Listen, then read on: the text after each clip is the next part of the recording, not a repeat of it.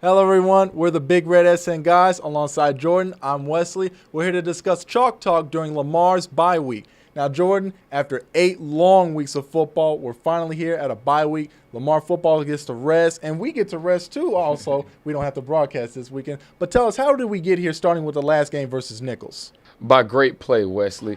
We had 200-yard rushes in the game, Cade Harrington and Carl Harris. You've seen Caleb Berry making all the right throws. Great performance all across the board defensively with Omar Tebow and Joe Okafor on that line. Xavier Bethany's been playing fantastic throughout the course of the season with a couple interceptions.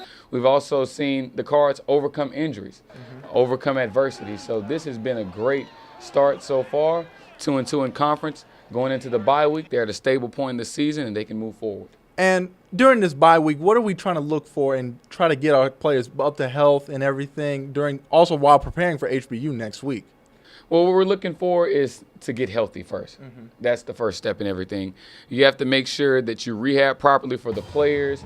Everyone gets enough rest. Coach Ray Wood expressed the importance at practice at how important it is to make sure that you do all the right things in the bye week. This is a week where a lot of teams and a lot of individual players can lose focus because they don't have an opponent this upcoming week. But what the Cards need to do, they need to hone in on this initial bye week on themselves, obviously with HBU on their minds, and then come in with the following week with 2 weeks worth of preparation going against the Huskies. And during this week, I expect the Cards to also key in on a lot of just minor details, special teams, a lot of offensive stuff.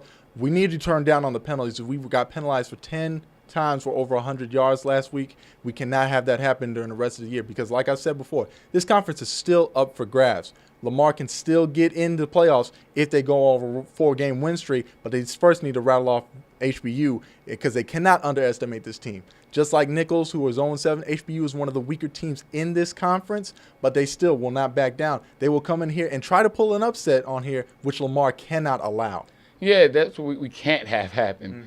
This is a very, very hungry, as you mentioned, HBU team, and they want to win. Even though that they're a new team in the conference, they want to be contenders. And how do you prove that you're a contender?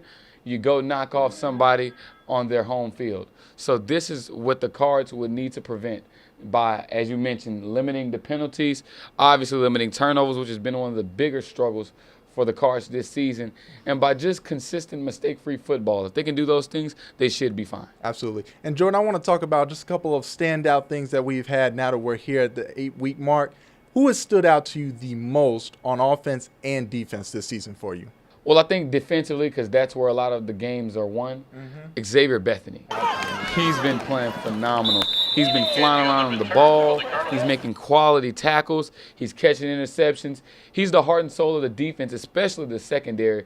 On the offensive side of the ball, Mark Roberts. Caleb Berry is a great quarterback, and he has a great receiver to play around with. Mark Roberts is a deep threat. He can catch the Berry's home pass run is ball. complete to number He 5. can go into jet sweeps. There's many different uses for Mark in the Cardinal offense. So those would be my players to watch even moving forward in the season. Absolutely. Those two have performed extremely well throughout the season. Let's hope they can continue that with these last 4 games and some very tough teams ahead of them.